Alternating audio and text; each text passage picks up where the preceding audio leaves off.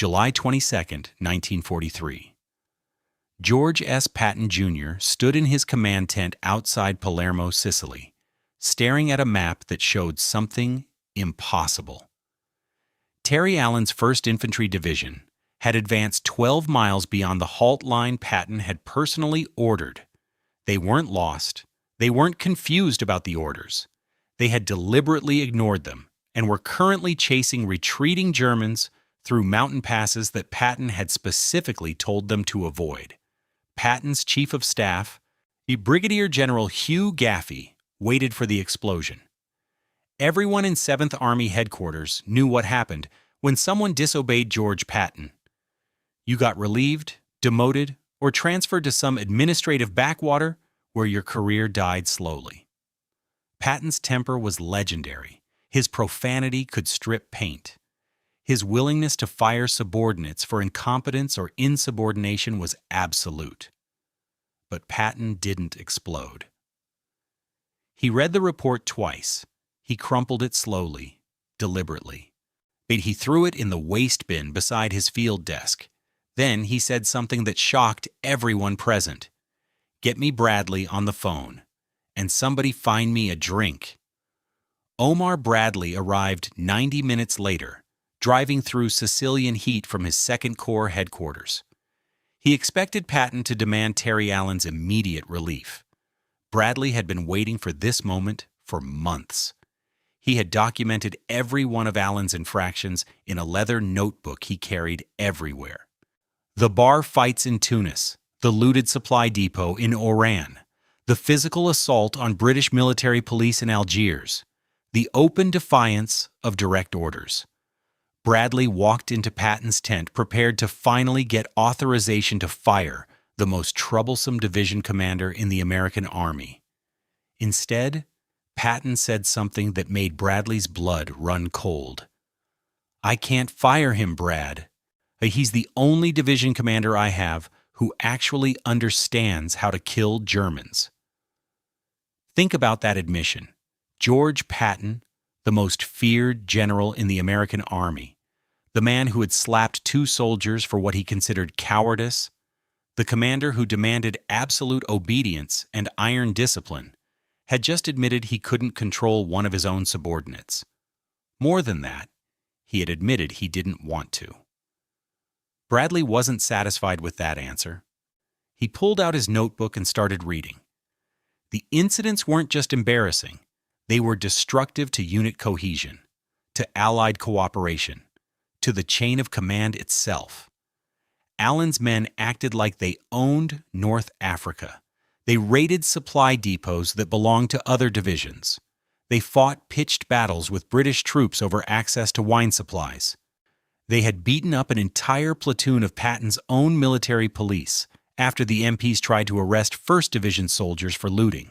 Bradley told Patton that Allen was making them all look weak, that his indiscipline was spreading through other units, that his behavior was creating an army within an army that answered only to Terry Allen. Patton looked at Bradley with something close to contempt and said, "He's making us look weak, Brad? Or he's making you look weak."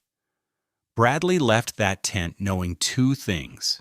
First, Patton had chosen sides, and it wasn't Bradley's side. Second, if Bradley wanted Terry Allen gone, he was going to have to go over Patton's head directly to Eisenhower. And that's exactly what he decided to do. But what neither Patton nor Bradley understood was that Terry Allen wasn't just breaking rules. He was building something that would change how the American Army fought for the rest of the war. And the man they were about to destroy was also the man whose tactical innovations would save thousands of American lives in battles neither of them could imagine yet. Terry de la Mesa Allen was born into military aristocracy on April 1, 1888, in Fort Douglas, Utah. His father was Colonel Samuel Allen, a cavalry officer who had fought in the Civil War and the Indian Wars. His grandfather had served at Gettysburg. 4 generations of Allens had worn the Army uniform with distinction. The family expected Terry to continue that tradition. But Terry Allen was different from his brothers, different from the polished officers' sons who surrounded him at army posts across the frontier. He had severe dyslexia at a time when the condition was not understood or diagnosed. Reading was agonizing. Writing was torture. Academic work that came easily to other children required hours of painful concentration that left him exhausted and frustrated. Allen compensated by developing a photographic memory. He would have someone read textbooks to him once, then recite entire passages from memory.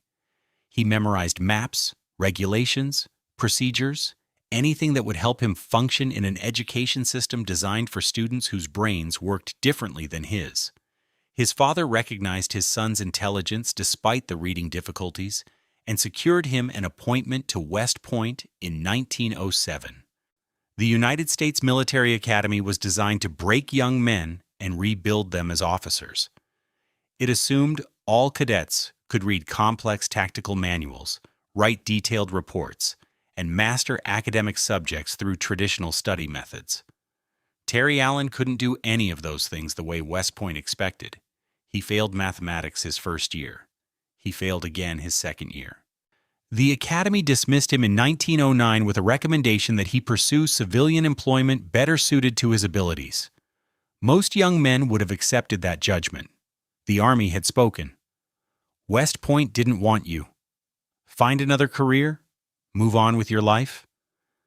Allen enrolled at Catholic University in Washington, D.C. He completed ROTC training. In 1912, he received a commission as a second lieutenant in the regular Army through a program that allowed college graduates to enter military service west without attending West Point. He had found the back door, and he kicked it wide open. The West Point graduates who dominated the officer corps looked down on him. He hadn't earned his commission the proper way. He wasn't one of them.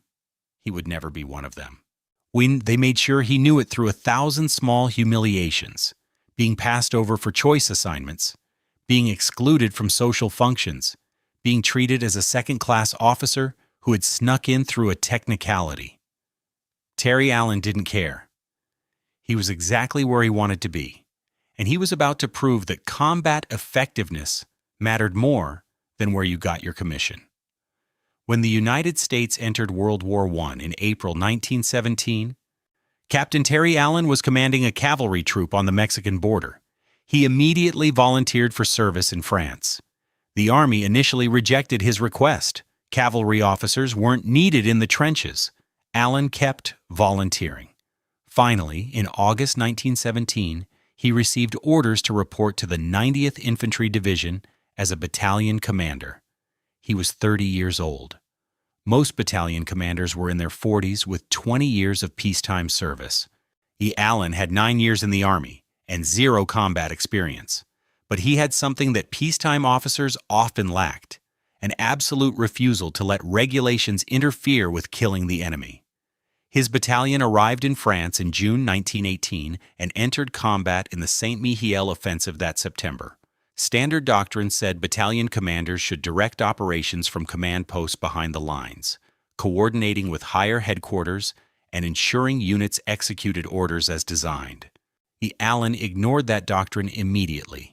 He led patrols personally into no man's land. He conducted reconnaissance under fire.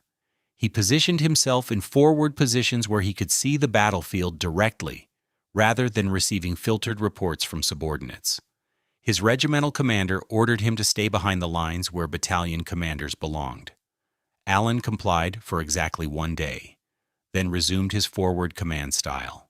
When threatened with relief, he asked a simple question: do you want a battalion commander who follows regulations, or do you want a battalion commander who takes his objectives? The regiment chose objectives. Allen's battalion became known for aggressive night attacks that caught German defenders unprepared. While other units assaulted at dawn, the standard tactical approach, Allen's men moved in complete darkness, closing with German positions before defenders could organize resistance. During the Meuse-Argonne offensive in October 1918, Allen personally led an assault on a German machine gun position that had pinned down 2 companies. A burst of machine gun fire tore through his jaw, shattering bone and teeth. The battalion surgeon wanted to evacuate him immediately to a field hospital. Allen refused. He talked the doctor into basic field treatment, then returned to his command post with his face wrapped in bloody bandages. He showed up at the front line still bleeding. Unable to speak clearly, issuing orders through written notes because his jaw was wired shut. His men didn't know whether to be inspired or horrified. They settled on both. His regimental commander filed a report stating that Major Allen had demonstrated extraordinary courage under fire, but appeared mentally unstable and recommended psychiatric evaluation. The report never reached higher headquarters. Allen's battalion had just broken through 3 defensive lines that other units had failed to penetrate. The division commander wasn't about to lose his most effective commander because of concerns about mental stability. Allen received the Distinguished Service Cross for his actions in the Meuse-Argonne. The citation praised his courage and leadership. It did not mention that he had directly violated multiple orders to achieve those results. The pattern was set. Terry Allen would win battles through methods that horrified his superiors, but produced undeniable results. And the Army would continue promoting him despite itself, because the alternative, losing an officer who actually knew how to win, was unthinkable. The armistice in November 1918 brought Terry Allen back to the peacetime Army, where his combat heroism mattered less than his inability to conform to military courtesy and social expectations. Between 1919 and 1940, Major Allen bounced between cavalry posts, got into trouble with remarkable consistency, and built a reputation as the officer you wanted in combat and nowhere else. He drank too much. At Fort Bliss, he was reprimanded for appearing drunk at an official ceremony honoring the Mexican ambassador. At Fort Riley, he was nearly court-martialed for punching a fellow officer during an argument about polo rules. At Fort Leavenworth, where he attended the Command and General Staff School, and he barely graduated in the bottom quarter of his class despite his obvious tactical brilliance. His efficiency reports from this period paint a picture of an officer who excelled at everything except military professionalism. One report from 1934 noted, "Major Allen is an outstanding combat leader with complete disregard for personal safety. However, his contempt for peacetime regulations makes him unsuited for command in any context that requires cooperation with other officers or adherence to established procedures." By 1940, Lieutenant Colonel Terry Allen was facing possible forced retirement. He was 52 years old, had never commanded anything larger than a battalion, and had a personnel file filled with disciplinary actions. His career appeared to be ending not with glory, but with a quiet shuffle into civilian life. Then Colonel George C. Marshall, serving as acting Army Chief of Staff, received a report about an officer at Fort Benning who had developed innovative training methods for night combat. Marshall ordered his personnel staff to send him the officer's complete file. The file that arrived was Terry Allen's. Marshall read through the disciplinary actions, the efficiency reports, the recommendations for relief. Then he read Allen's tactical studies on night operations, infantry tactics, and combined arms coordination. These studies had been written during Allen's years in professional military education and largely ignored because they contradicted established doctrine. Marshall saw something others had missed. Allen wasn't indisciplined. He was differently disciplined. He followed the discipline of combat effectiveness rather than the discipline of military protocol. In peacetime, that made him a problem. In the war Marshall knew was coming, that would make him invaluable. In May 1940, Lieutenant Colonel Terry Allen received a telegram. He had been promoted to brigadier general, skipping the permanent rank of colonel entirely. 2 months later, he received his second star. The promotion orders came directly from Marshall's office with a handwritten note. "The Army needs fighters. Be one." By April 1942, Major General Terry Allen had been given command of the 1st Infantry Division, the Big Red one of the most prestigious units in the Army. He was about to meet the man who would protect him, exploit him, and ultimately fail to save him from himself. George S. Patton Jr. was everything Terry Allen was not. West Point graduate, class of 1909, the year Allen failed out. Wealthy family with social connections throughout the military and political establishment. Olympic athlete who had competed in the modern pentathlon at the 1912 Stockholm Games. He looked like Central Casting's version of an American general, tall, imposing, with the kind of chiseled features that photographed well for news magazines. Patton demanded absolute obedience from his subordinates. His soldiers feared him more than they feared the enemy. He believed that discipline, properly enforced, would produce armies that won through superior organization and aggressive execution. He was half right about that, and the half he was right about would make him one of the most successful American generals of World War II. When Patton took command of Western Task Force for Operation Torch, the invasion of North Africa in November 1942, he inherited Terry Allen's 1st Infantry Division as part of his assault force. The division had been training in England for months. Patton conducted his first inspection in September 1942 at a training base outside London. What he saw intrigued him and disturbed him in equal measure. Allen's men didn't look like soldiers in the traditional sense. Their uniforms were often wrinkled. They wore unauthorized modifications to standard gear, different boots, non-regulation helmets, civilian scarves. They walked with a casual slouch that suggested dock workers rather than infantry. Military courtesy was more suggestion than requirement, but they moved with a confidence that caught Patton's attention.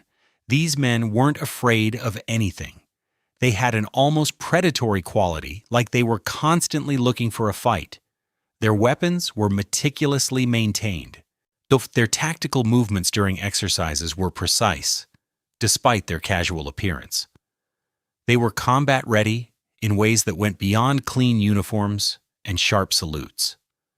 Patton called Allen to his headquarters for their first meeting. He expected Allen to straighten up his appearance, spit-shine his boots, button his collar, and show some respect for rank and military courtesy. Allen showed up in a rumpled uniform with his collar unbuttoned and mud on his boots. Patton started to deliver the speech he had prepared about military discipline and proper appearance. Allen interrupted him mid-sentence. "General, are we here to fight Germans or to impress inspection officers?"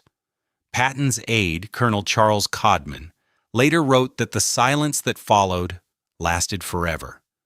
Patton's face went through several colors. His hand moved toward the riding crop he carried everywhere. Every officer present expected Allen to be relieved on the spot. Then Patton laughed.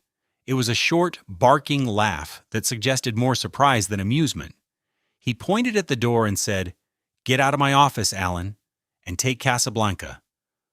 Allen took Casablanca. The 1st Infantry Division landed on November 8, 1942, faced determined French resistance from Vichy forces, and secured the city within 48 hours. Allen personally led the assault on a fortified beach position when his lead battalion stalled under heavy fire. He was photographed standing upright in the surf, pointing toward enemy positions while bullets kicked up water around him. Then Allen took Oran. Then his division stopped Rommel's counterattack at Kasserine Pass in February 1943, when every other American unit was in full retreat. Patton watched Allen's victories accumulate and made a calculation that would define their relationship for the next year. He could break Allen, impose strict discipline, force him to conform to military standards, turn the 1st Division into a conventional unit that looked good on parade and fought by the book. Or he could unleash Allen, accept the indiscipline, tolerate the infractions, and watch him tear through the Africa Corps like a chainsaw through timber. Patton chose the chainsaw, but there was a price for that choice, and Patton was about to discover that protecting Terry Allen from consequences was more complicated than he had anticipated. Allen's men started acting like they owned North Africa. It began with small things, unauthorized requisitions. of equipment from supply depots that belonged to other divisions. 1st Division soldiers would show up at depots with forged orders, load trucks with ammunition and rations, and disappear before anyone could verify the paperwork. When other division commanders complained, Allen would claim his men were simply ensuring they had adequate supplies for combat operations. The requisitions escalated to outright looting. After the capture of Tunis in May 1943, 1st Division soldiers raided German supply dumps and took everything: weapons, equipment, wine, food, vehicles. Other divisions complained they had been ordered to guard those supplies for systematic inventory. Allen's response was that his men had captured the dumps and deserved first pick. Then came the brawls. British troops and American 1st Division soldiers clashed repeatedly in Tunis over access to bars, women, and alcohol. The fight started small: shoving matches, drunken arguments. They escalated to mass brawls involving dozens of soldiers. One particularly violent incident on June 3, 1943, required British military police to break up a fight between 50 1st Division soldiers and an entire platoon of British paratroopers. The fight started over a British sergeant making a disparaging comment about American combat effectiveness. It ended with 3 men hospitalized and property damage estimated at £500. The Patton's military police tried to restore order. On June 12, 1943, a platoon of MPs attempted to arrest 6 1st Division soldiers for looting a wine warehouse in Bizerte. The soldiers resisted. More 1st Division troops arrived. Within 20 minutes, the MPs were outnumbered and overwhelmed. They retreated, leaving their vehicles behind. Allen's soldiers kept the MPs' trucks as trophies. The MPs filed a formal complaint with Patton's headquarters, detailing the incident and requesting Allen be charged with failing to control his troops. Patton read the report, called the MP commander to his office, and told him, "Your men tried to arrest soldiers from a division that just spent 6 months in combat. What the hell did you expect would happen?" He threw the complaint in the trash without forwarding it to higher headquarters. Omar Bradley was watching all of this with growing alarm and increasing anger. Deans Bradley had been appointed Patton's deputy commander for 2nd Corps in April 1943. He was methodical, cautious, and deeply committed to the idea that military discipline was the foundation of effective armies. He believed that unit cohesion came from enforcing standards consistently, that allowing soldiers to bend rules led inevitably to soldiers breaking them, that indiscipline was a cancer that would spread if not treated aggressively. Bradley started keeping detailed records. He documented every incident involving 1st Division soldiers: the bar fight in Matur on May 20th, the wine warehouse in Bizerte on June 12th, the mass brawl with British troops on June 3rd, the assault on military police on June 12th. The list grew longer every week. On June 28, 1943, Bradley took his documentation to Patton and demanded action. He laid out his notebook and walked through each incident methodically. He argued that Allen's behavior was undermining discipline across 2nd Corps, that other division commanders were complaining their soldiers were emulating 1st Division's indiscipline, that the British were losing respect for American forces because of Allen's troops. Patton looked at Bradley's notebook with obvious disdain. He flipped through pages without reading them carefully, then closed the notebook and pushed it back across the desk. "Bradley, you're keeping score like this is a goddamn tennis match. Allen is winning a war." Bradley tried to argue that winning battles didn't excuse violating regulations, that discipline had to be maintained even in combat divisions, that the Army couldn't function if every division commander decided which rules to follow. Patton cut him off. "The British respect one thing: winning. Allen wins. His division has the best combat record in this theater. They've accomplished objectives that other divisions couldn't touch. So they steal some wine and beat up some MPs. I don't give a damn. Now get out of my tent before I throw you out." Bradley left that meeting knowing that his campaign to remove Terry Allen would require going over Patton's head. He also knew that Patton had just made a critical mistake. By defending Allen publicly and dismissing legitimate concerns about discipline, Patton had created space for Bradley to build a case that Allen wasn't just a discipline problem, he was a threat to coalition unity and operational effectiveness.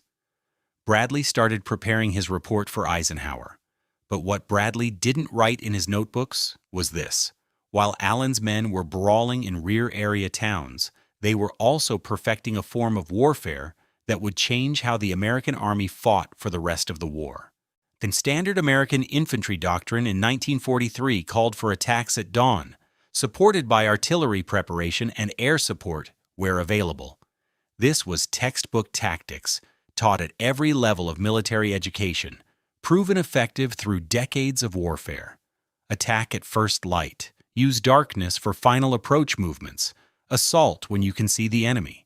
Consolidate objectives during daylight. Defend at night when movement and coordination were difficult. Terry Allen looked at that doctrine and decided it was designed to maximize American casualties. During daylight, German artillery observers could see every movement. German machine gunners had clear fields of fire. German mortars could range accurately on advancing infantry. American advantages in firepower and air support were offset by German defensive expertise and superior tactical positions. But at night, the equation changed completely. German gunners couldn't hit what they couldn't see. American infantry could close the distance before defenders could organize resistance. Surprise replaced firepower as the decisive element. The side that could coordinate complex movements in complete darkness would win engagements that would cost thousands of casualties in daylight. Allen had developed these ideas during World War I, leading night patrols in France. He had refined them during interwar exercises that other officers considered wasteful of training time. Now, in North Africa, he was going to prove them on a scale that would force the Army to reconsider how it fought. The standard Army requirement was 8 to 12 hours of night training per month. Allen instituted 30 to 35 hours per week. His entire division trained in darkness, more than they trained in daylight. Soldiers learned to navigate by compass and stars. They practiced moving without flashlights, speaking in whispers, using hand signals that worked when voices would give away positions. They rehearsed attacks until every soldier knew exactly where to be without being told. Platoon leaders didn't brief entire operations. They briefed objectives and routes, then trusted subordinates to execute.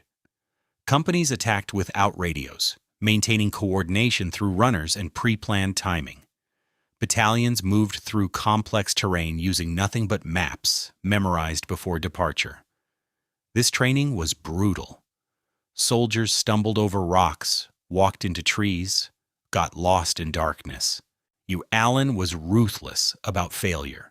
Units that couldn't execute night movements properly repeated exercises until they could.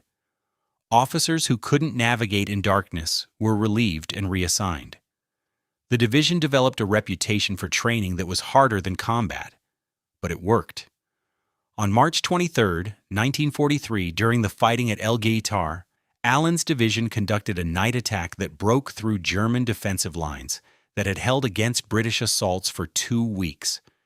American infantry advanced 3 miles in complete darkness, assaulted fortified positions from unexpected directions, and captured an entire German battalion before dawn. German after-action reports from El Guitar expressed shock at the American tactics. One German regimental commander wrote, "The Americans attacked at night with coordination we did not believe possible. They appeared behind our positions without warning. Our defensive fires were ineffective because we could not see targets. The attack was unfair in its execution." That word, unfair, would appear repeatedly in German assessments of 1st Division tactics. German military tradition valued frontal assaults, clear lines of battle, combat that followed predictable patterns. Allen's night attacks violated those expectations. They were sneaky, unconventional, difficult to defend against. German defenders who had stopped British and French attacks through superior defensive positions found themselves overrun by Americans they never saw coming. Patton attended one of Allen's night training exercises in May 1943. He watched an entire regiment conduct a simulated assault in complete darkness, moving through rough terrain without lights, coordinating attacks across a 2-mile front. After the exercise, Patton told his staff, "That son of a bitch has invented something new. I don't know if it's brilliant or insane, but it's definitely new." It was brilliant, and it was about to be proven on a scale that would make Patton question whether he had made the right choice in protecting Allen. Operation Husky, the invasion of Sicily, began on July 10, 1943. Patton commanded the U.S. 7th Army. Bernard Montgomery commanded British 8th Army. The plan called for British forces to drive up the east coast toward Messina, while American forces protected the British flank and secured western Sicily. Patton specifically requested Terry Allen's 1st Infantry Division for the assault at Gela, the most difficult American landing beach. German intelligence had identified Gela as a likely invasion point and positioned the Hermann Göring Panzer Division to counterattack any landings there. Allen's division would face the only German armored force in Sicily within hours of hitting the beach. The landing began at 2:45 a.m. By dawn, Allen's division was ashore, but facing immediate crisis. The Hermann Göring Division attacked with approximately 90 tanks, trying to push the Americans back into the sea before they could establish defensive positions. Standard doctrine called for defending the beachhead, calling for naval gunfire support, and waiting for American armor to be unloaded. Allen ignored standard doctrine. He ordered his infantry to attack the German tanks with bazookas, sticky bombs, and infantry anti-tank guns. His soldiers climbed onto tanks, threw grenades through hatches, set vehicles on fire with improvised explosives. The fighting was brutal and close range. American infantry learned quickly that German tanks were vulnerable when engaged at distances of 50 feet or less, but getting that close required courage that bordered on suicidal. By noon, the German counterattack had stalled. By evening, it had been defeated. Allen's division had destroyed 34 tanks and captured over 400 prisoners. They had held the beachhead through aggressive counterattacks rather than defensive positions. Patton called it the finest example of combat leadership I have witnessed in this war. But then Allen did something that made Patton's blood boil with fury. Instead of consolidating the beachhead as ordered, Allen pushed inland immediately. His troops advanced so fast that they left flanking divisions behind, creating a dangerous salient that exposed them to potential German counterattack from 3 sides. By July 11th, Allen's division was 6 miles inland. By July 12th, they were 12 miles beyond where Patton's operational plan said they should be. Patton drove to the front personally to order Allen to pull back. He found Allen standing on a ridge overlooking the interior, watching his battalions disappear into the distance. Patton was furious, not just angry, but genuinely enraged in the cold, controlled way that was more dangerous than his theatrical explosions. "What the hell are you doing, Allen? I ordered you to hold the beachhead." Allen didn't turn around. He kept watching his troops advance. "General, are we here to fight Germans or spit shine our boots?" Patton grabbed Allen's shoulder and spun him around. "I gave you a direct order, God damn it. You will comply or I will relieve you on the spot." Allen looked Patton in the eye and said something that would be repeated throughout 7th Army within hours. "Then you can relieve me, sir." "But my men are staying on those Germans until they break. You can explain to Eisenhower why you fired the division commander who was winning the campaign." Patton had 2 choices. He could relieve Allen immediately, prove to everyone that he couldn't control his subordinates, and accept responsibility for whatever disaster followed, when a new commander tried to take over a division in combat. Or he could let Allen continue and pray that Allen's tactical instincts were right. And Patton chose option 2, but he made it clear this was Allen's last chance. If you lose one battalion to a German counterattack, I will personally court-martial you.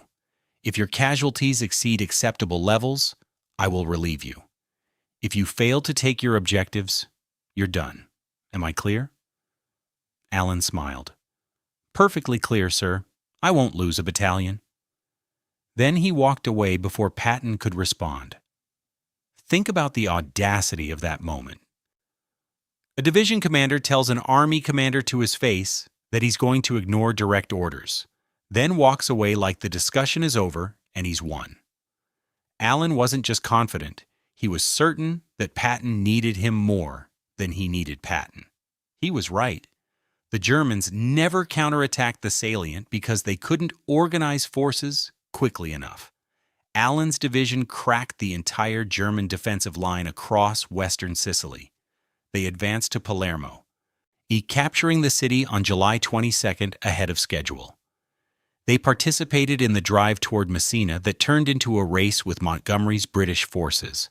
Allen's tactics had been vindicated completely, but Bradley had been taking notes throughout the entire campaign, and he had finally accumulated enough ammunition to bypass Patton and go directly to Eisenhower. On July 28, 1943, while fighting was still ongoing in Sicily, Omar Bradley sent a confidential memorandum to General Dwight D. Eisenhower. The memo was 23 pages long. It detailed every disciplinary incident involving 1st Division personnel since North Africa. It documented Allen's repeated disobedience of direct orders. It included sworn statements from other division commanders complaining that Allen's troops were undermining discipline across 2nd Corps. Most devastatingly, it included a psychological assessment from the 2nd Corps medical officer stating that Allen showed signs of combat fatigue and might be suffering from impaired judgment due to extended exposure to combat stress. Bradley's conclusion was unambiguous. Terry Allen was no longer fit for command. His indiscipline had created a gang mentality in 1st Division that made them effective in combat but dangerous to overall military operations.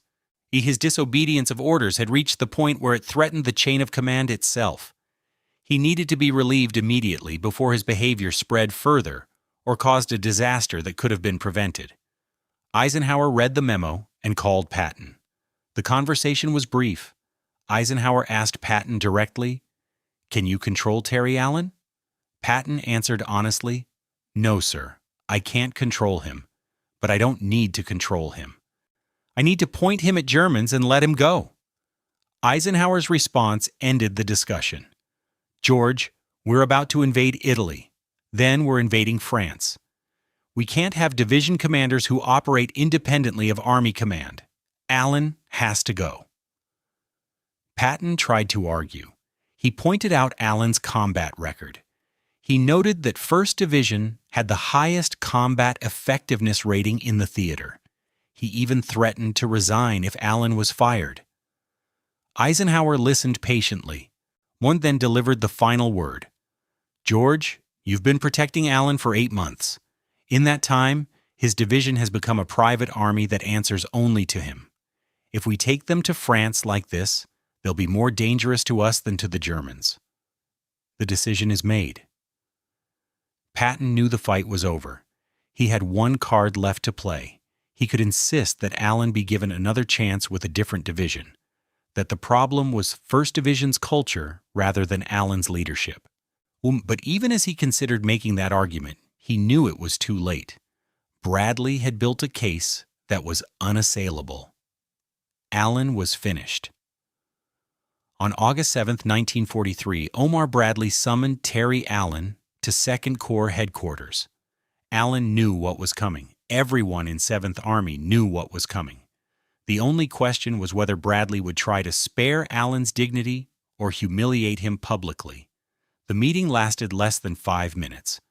Bradley informed Allen that he was being relieved of command of the 1st Infantry Division effective immediately. His assistant division commander, Brigadier General Theodore Roosevelt, Jr., was also being relieved. The official reason was to allow rest and recovery after extended combat operations. The real reason, which everyone understood, was that Allen had become too powerful and too independent to tolerate. Allen asked if he would be court-martialed. Bradley said no, and Allen asked if his record would note the reason for relief. Bradley said the record would show only that he had been reassigned after successful completion of combat operations in North Africa and Sicily. Allen stood to leave. At the door, he turned back and asked one final question. "Did Patton fight for me?" Bradley hesitated, then answered honestly, "Yes." He threatened to resign. Eisenhower overruled him. Allen nodded once and left. He did not attend the change of command ceremony. He boarded a transport ship back to the United States without speaking to Patton, without addressing his division, without making any public statement about his relief.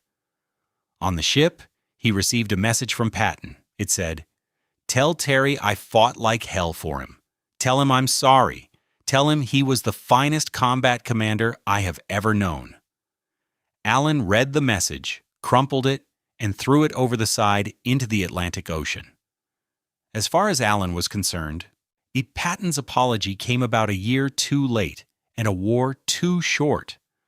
But what neither Patton nor Bradley nor Allen knew was that George Marshall had been watching the entire drama unfold from Washington. And Marshall had very different ideas about what Terry Allen deserved. October 15th, 1943, just 68 days after being relieved in Sicily. Terry Allen stood before a formation of soldiers at Camp Adair, Oregon. These weren't the battle-hardened veterans of the Big Red One who had followed him through North Africa and Sicily. These were draftees and recent enlistees who had never heard a shot fired in anger. Many had been in the Army less than 6 months. They looked young, uncertain, and completely unprepared for war. The 104th Infantry Division, nicknamed the Timberwolves. Marshall had given Allen a 2nd Division 2 months after Bradley had declared him unfit to command. The speed of the appointment was deliberate and unmistakable.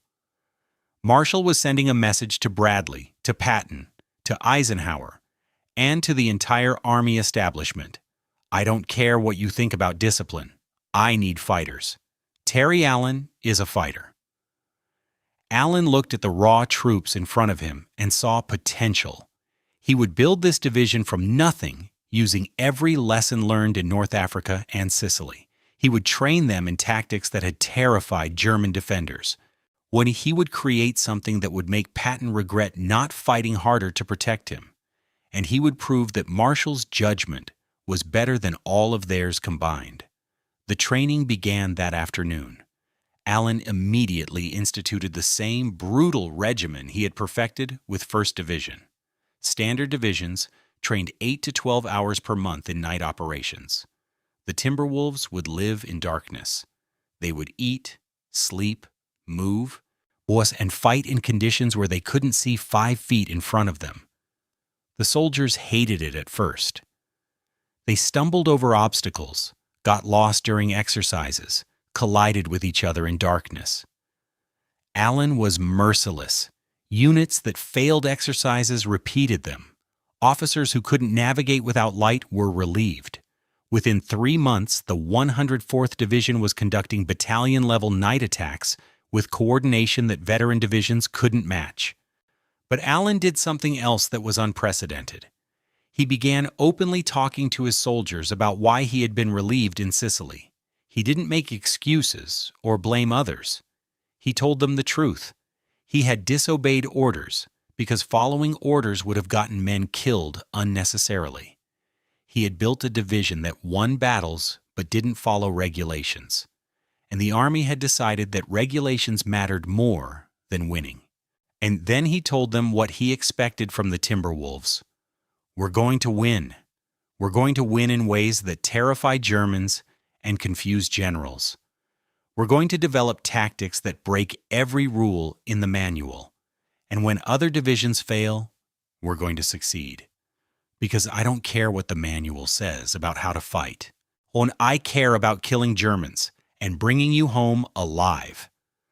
The division adopted an unofficial motto that never appeared on official paperwork, but that every Timberwolf knew by heart. Nothing in hell must stop the Timberwolves. It was defiant, aggressive, and perfectly aligned with Allen's command philosophy. By August 1944, Allen considered the division ready. The Timberwolves loaded onto transport ships bound for France. They were going back to war. And this time, nobody would be able to stop them or question whether Allen's methods worked. The 104th Infantry Division entered combat on October the 23rd, 1944, in the Netherlands near the Belgian border. Their first objective was to capture Aachen, the ancient capital of Charlemagne and the first major German city that the Allies would assault. Other divisions had already been fighting for Aachen for weeks with limited success. German defenders had turned the city into a fortress. Every building was a strong point. Every street was a kill zone. Allen looked at the situation and decided that frontal assault in daylight would be suicide. His division would attack at night from multiple directions simultaneously, using infiltration tactics instead of direct assault. On the night of October 23rd, the Timberwolves attacked. They moved through darkness in small groups, avoiding main streets, using buildings for cover, advancing block by block without firing unless absolutely necessary. German defenders heard movement but couldn't see targets. When they illuminated streets with flares, the Americans had already moved to new positions. By dawn, Allen's division had penetrated 2 miles into the city, farther than other divisions had advanced in weeks of fighting. German commanders couldn't understand how Americans had bypassed their defensive positions. One German officer captured during the fighting told interrogators, "You don't fight like Americans. You fight like Russians, but with better equipment." Allen took it as a compliment. The Timberwolves cleared Aachen in 6 days. Other divisions had been fighting for the city for over a month. Allen's tactics had compressed weeks of casualties into less than a week, with significantly lower American losses. Patton, commanding 3rd Army to the south, he read the after-action reports and realized what he had lost. But Allen wasn't done. The division attacked the Siegfried Line fortifications, massive concrete pillboxes, Dragon's Teeth tank obstacles, interlocking fields of fire designed to stop any assault. Standard doctrine called for artillery preparation, air support, and daylight assaults supported by armor. Allen attacked at night. His infantry approached pillboxes in darkness, used demolitions to blow open firing ports, and cleared them room by room. The attacks were brutal, close-range fighting where mistakes meant death. But they worked. Stolberg fell on November 21st. Eschweiler fell on December 4th. Inden fell on December 16th. Town after town captured in darkness, while German defenders struggled to organize resistance against enemies they couldn't see. Then came the Battle of the Bulge, Hitler's last offensive in the West, launched on December 16, 1944, caught most American forces by surprise. And German panzer divisions broke through in the Ardennes, creating chaos across a 50-mile front. Eisenhower needed divisions that could move fast and fight immediately without extensive preparation. He called on the Timberwolves. Allen's division was ordered to move 100 miles north through winter weather, deploy defensively, and hold against German armor that had already destroyed 2 other divisions. Standard military planning suggested this redeployment would take 5 to 7 days. Allen moved his division in 36 hours. They arrived exhausted, deployed under fire, and stopped the German advance cold. The same night movement skills that Allen had developed for offense worked perfectly for defense. German armor couldn't advance at night because roads were blocked by obstacles they couldn't see. When they attacked at dawn, American defenders had already repositioned to flanking positions that German intelligence hadn't identified. By January 1945, the bulge had been contained. Allen's division transitioned back to offense, attacking across the Roer River in February using the same night assault tactics that had worked throughout their campaign. They crossed the Rhine in March and raced toward the Elbe River, where American and Soviet forces would eventually link up. The Timberwolves fought for 195 consecutive days from October 1944 through the end of the war in May 1945. They never yielded ground to a counterattack. They never failed to take an assigned objective. German prisoners consistently identified the 104th as one of the American divisions they most feared facing. The division that Marshall had given Terry Allen as his second chance had become one of the most effective fighting units in the European theater. Allen had proven that his methods weren't the problem, they were the solution. The Timberwolves' success came at a price that Allen felt every day.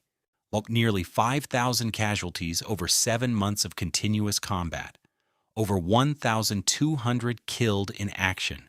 Every death weighed on him because he knew his tactics, while effective, were also dangerous. Night attacks minimized some casualties but created others. Moving in darkness meant friendly fire incidents.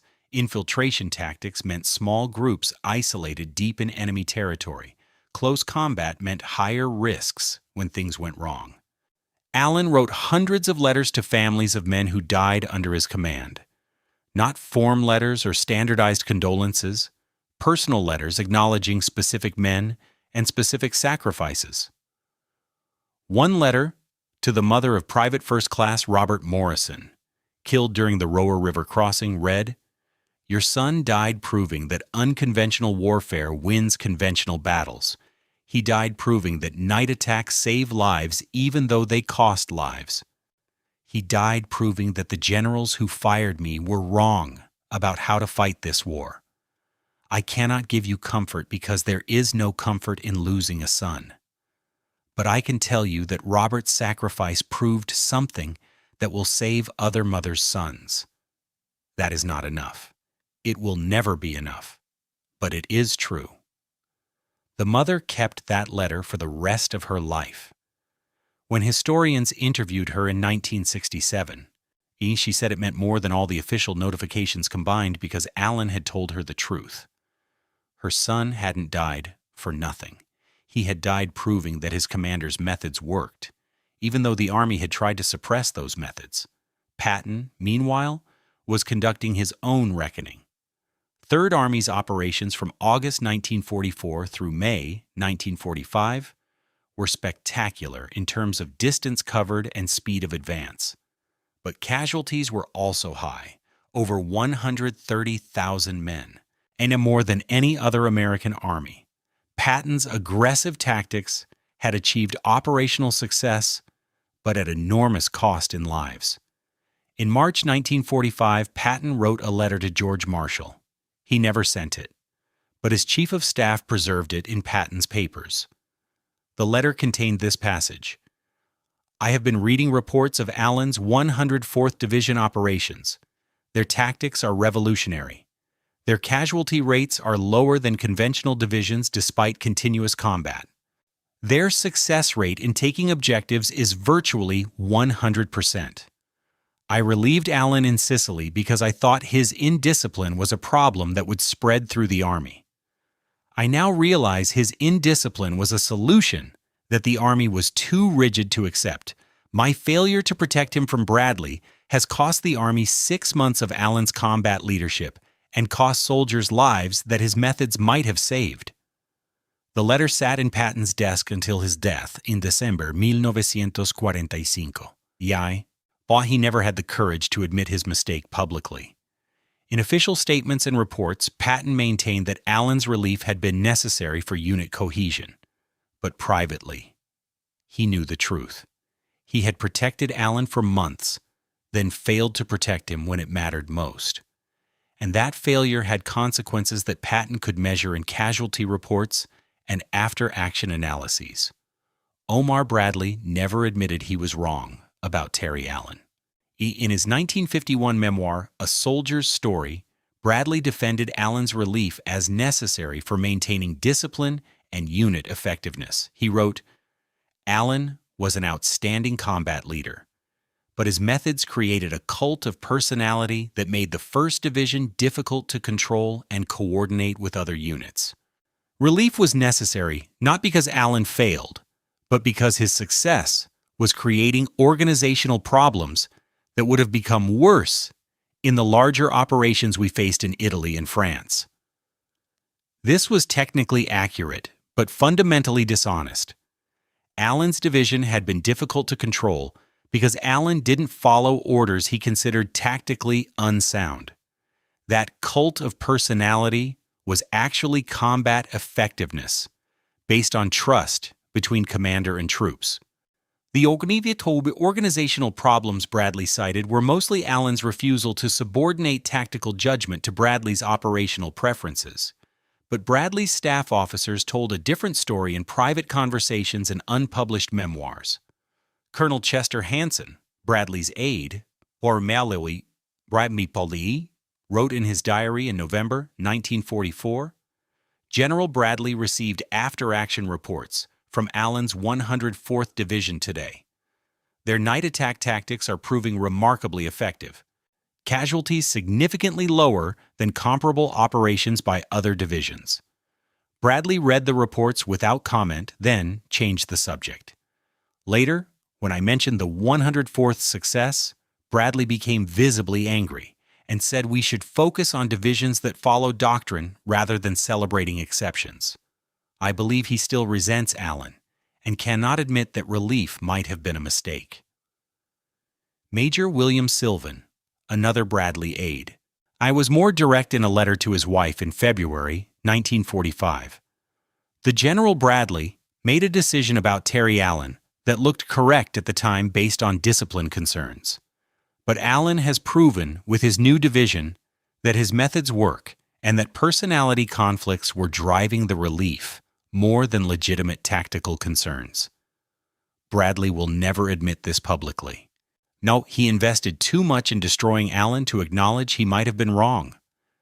These private assessments by Bradley's own staff suggest that Bradley knew Allen's relief was at least partially unjustified, but could not admit it without undermining his own judgment. In the competitive environment of senior military leadership, admitting such a mistake would have damaged Bradley's reputation and possibly his career prospects. So Bradley maintained his position throughout his life. Allen was a great fighter, but a discipline problem who had to be relieved. The fact that Allen immediately proved himself again with a new division was, in Bradley's telling, irrelevant to whether the original relief was justified. German military intelligence maintained detailed assessments of American divisions throughout the war. These assessments, captured after the war and published in B.H., A Little Heart's The Other Side of the Hill, provide unique perspective on how effective Allen's tactics actually were. The German 80th Corps, which faced the 104th Division in November 1944, filed this report. American 104th Division employs tactics unlike other American forces. They attack primarily at night using infiltration rather than frontal assault. Their approach is similar to Soviet tactics, but with better coordination and equipment. Defending against their attacks requires constant alertness and significantly more troops than defending against conventional American divisions. Recommend avoiding engagement with this unit when possible. That final sentence, recommend avoiding engagement, was extraordinary. German military doctrine emphasized aggressive defense and counterattack.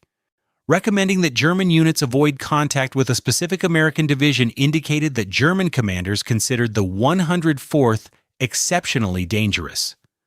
A captured German regimental commander, interviewed in January 1945, was more direct.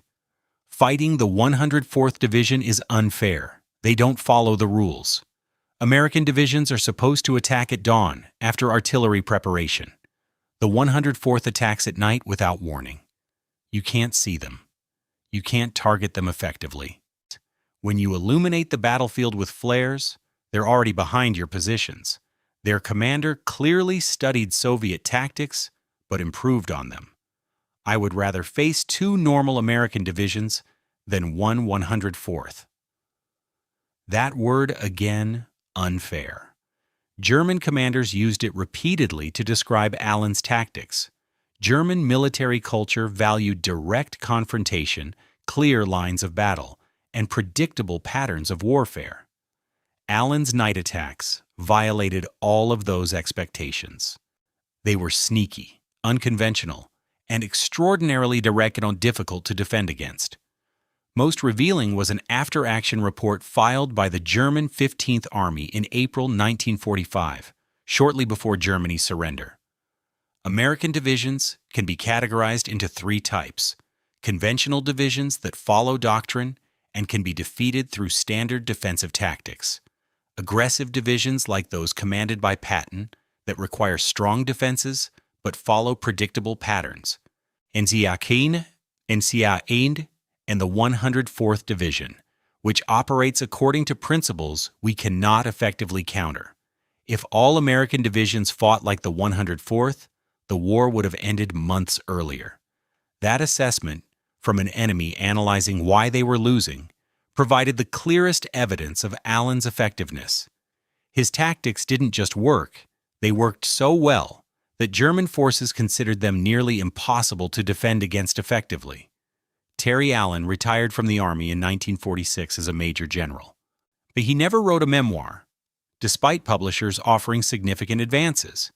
He never gave lengthy interviews about his conflicts with Patton or Bradley. When asked about being relieved in Sicily, his standard response was brief. They made their decision.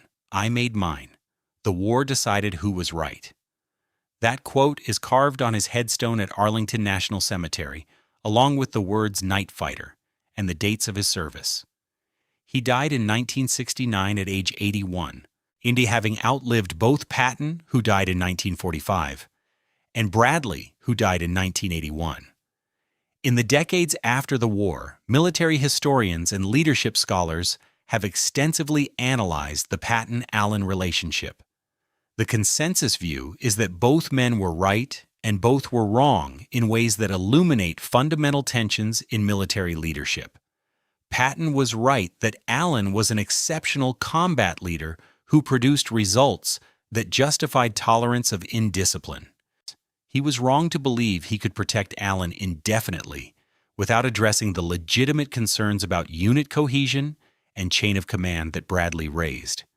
Allen was right that his tactics were more effective than conventional doctrine, and that blind adherence to regulations often produced unnecessary casualties. He was wrong to believe that personal effectiveness excused open defiance of orders and that his division could operate as an independent entity within a larger Army structure. Bradley was right that Allen's command style created problems for coordinating multi-division operations, and that some discipline issues within 1st Division were genuinely problematic. He was wrong to prioritize organizational conformity over combat effectiveness and to allow personal animosity to drive a personnel decision with significant operational consequences. But the most important lesson transcends the specific personalities involved. The U.S. The Army in World War II faced a fundamental challenge: how to balance the need for discipline, standardization, and coordinated operations with the need for innovation, tactical flexibility, and aggressive leadership that often required breaking rules. Patton tried to resolve this tension by protecting Allen, while privately acknowledging he couldn't control him. That approach worked until it didn't, until the contradictions became too obvious and higher command forced a resolution. In the Army's solution, relieving Allen and immediately giving him another division, was inelegant but effective. It removed the immediate problem, 1st Division's indiscipline, while preserving the underlying asset, Allen's tactical brilliance. George Marshall understood what Patton and Bradley missed. You don't destroy valuable resources, you redirect them. Allen's second act with the 104th Division proved Marshall's judgment correct. Given a fresh start with a new division, Allen built something extraordinary.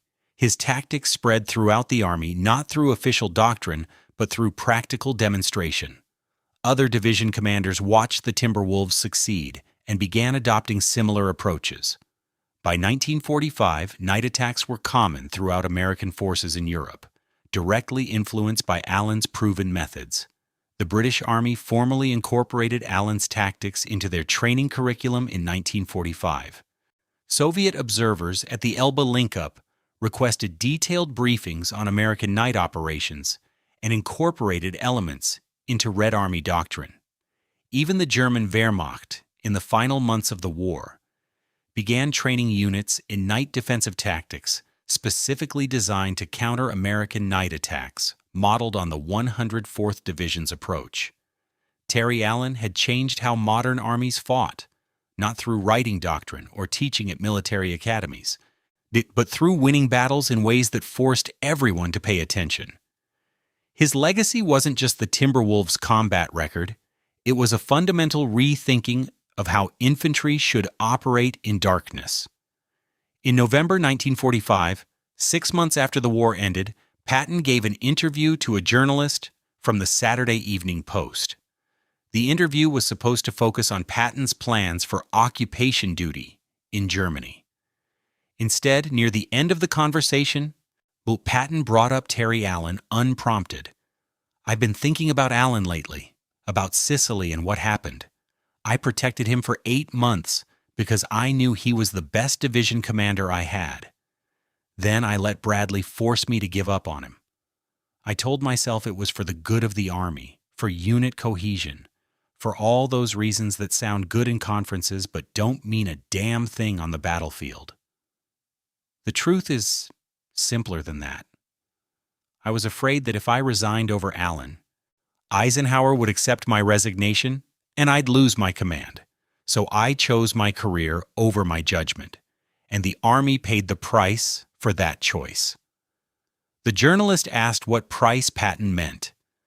Patton's response was recorded in notes that weren't published until 1963. Allen developed tactics that reduced casualties while increasing effectiveness. He proved those tactics with the 104th Division, while I was conducting operations with Third Army using conventional doctrine. My casualties were higher than they needed to be, because I didn't have commanders using Allen's methods. I didn't have them, because I failed to protect the one commander who had already perfected those methods. That's a price measured in lives, not promotions or efficiency reports.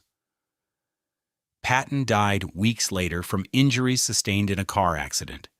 His final interview suggested he understood, too late, that his failure with Terry Allen wasn't about losing a single division commander. It was about failing to recognize that revolutionary tactical approaches require protecting revolutionary tactical leaders from institutional pressures that favor conformity over effectiveness. George Marshall understood this instinctively. That's why he gave Allen a second division immediately after Bradley fired him.